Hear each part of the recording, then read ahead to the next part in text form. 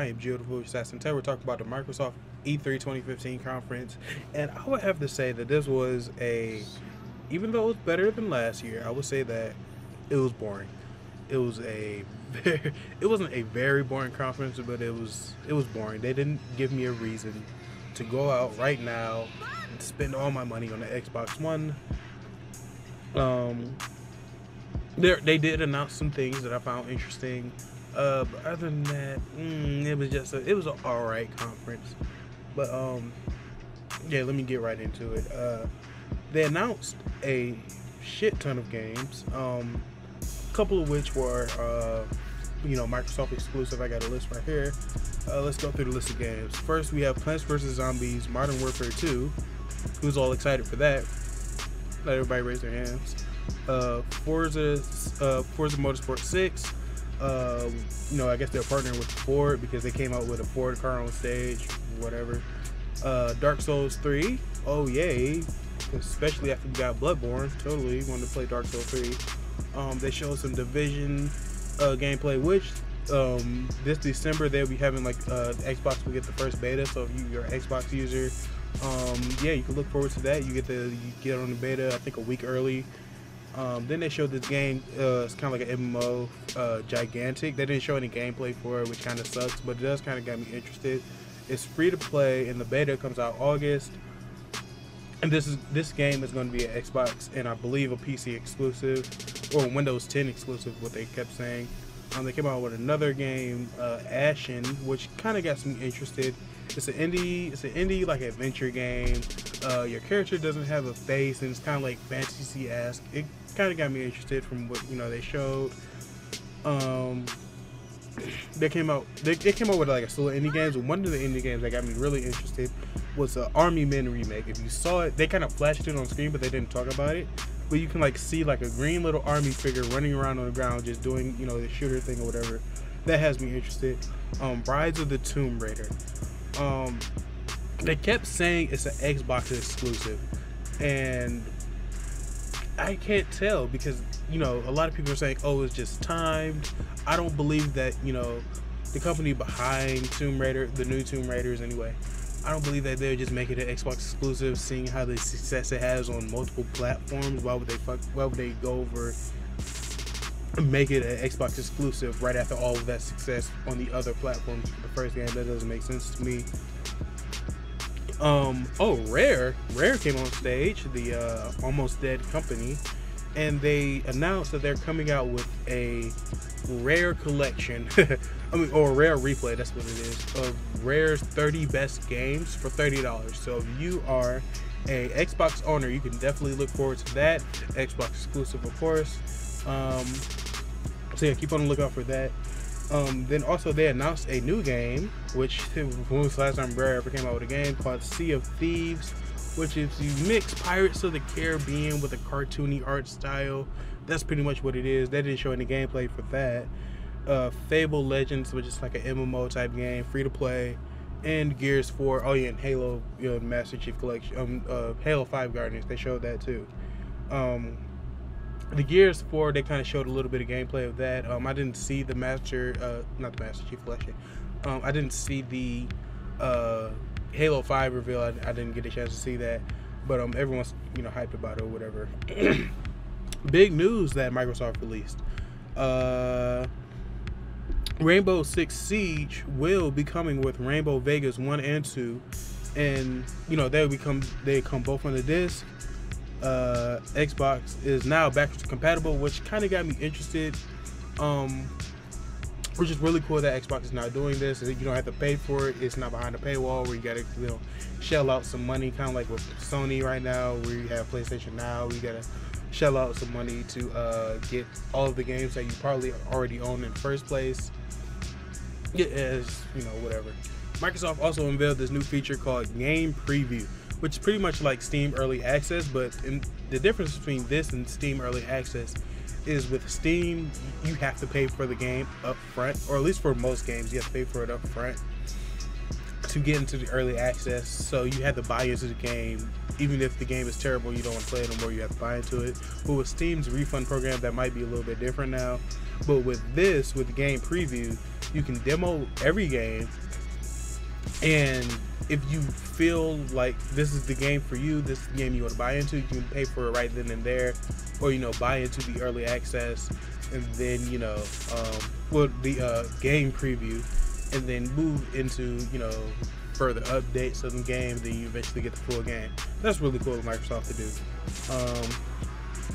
And then they dropped a bomb, which is really exciting, and I think this is what they ended off with. If you saw a little bit earlier this year, maybe later last year, they came out with the Microsoft Lens, or the HoloLens or whatever.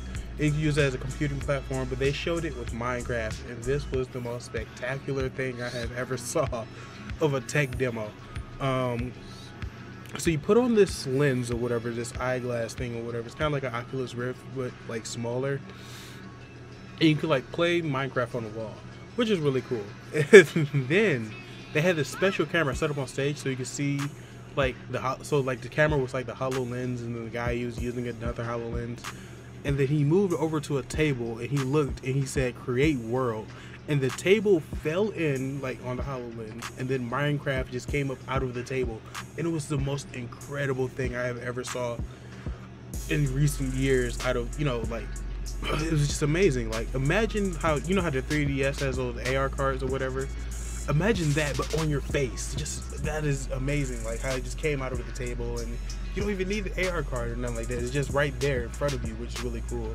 A running joke that me and a couple friends had was imagine this with Yu-Gi-Oh! We're like, this is literally next. This is almost close to us having real life duels in real world. Throwing a fucking HoloLens or whatever, and start dueling in the middle of the street with your friends or whatever. That would be really cool. But yeah, that's pretty much everything that Microsoft came out with. But yeah, it's like, again, there's only a couple games on this list that I'm kind of excited for.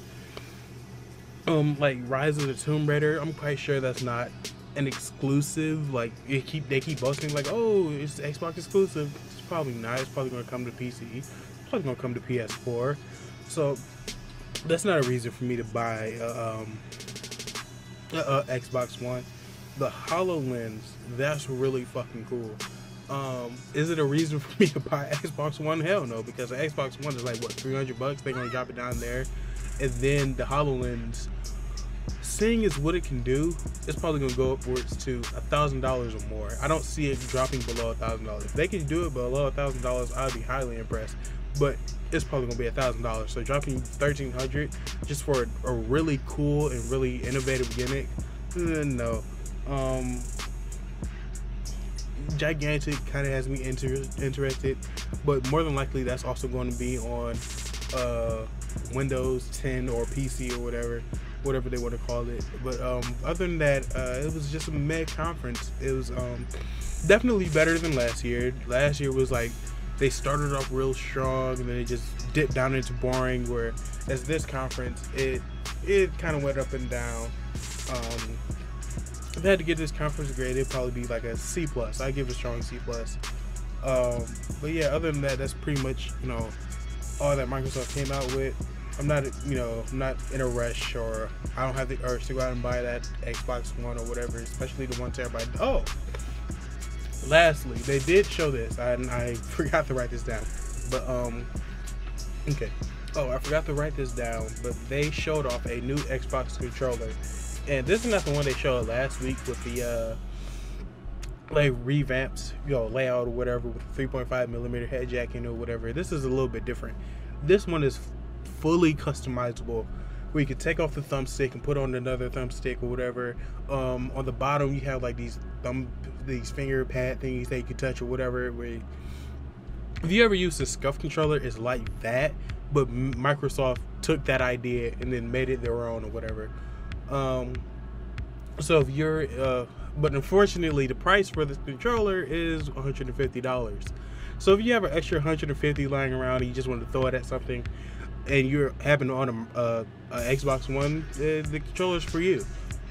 Like I said, it's fully customizable. You can change out the D-pad, which the new D-pad that they have on this Elite controller it's not like your standard D-pad where you have the like the plus symbol or whatever. It's like a circle, and the circle has like hexagons in it or squares in it or whatever, and you just move your finger around, and then it tracks whatever area you want to move to, which I thought was alright.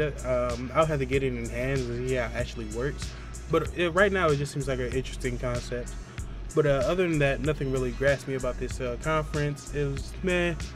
Yeah, if I had to grade it again, like I said earlier, I would give it a C+. It was, it was an alright conference, but definitely better than last year, but definitely not pushing me to want to go out and buy an Xbox One or invest in the Microsoft brand right now.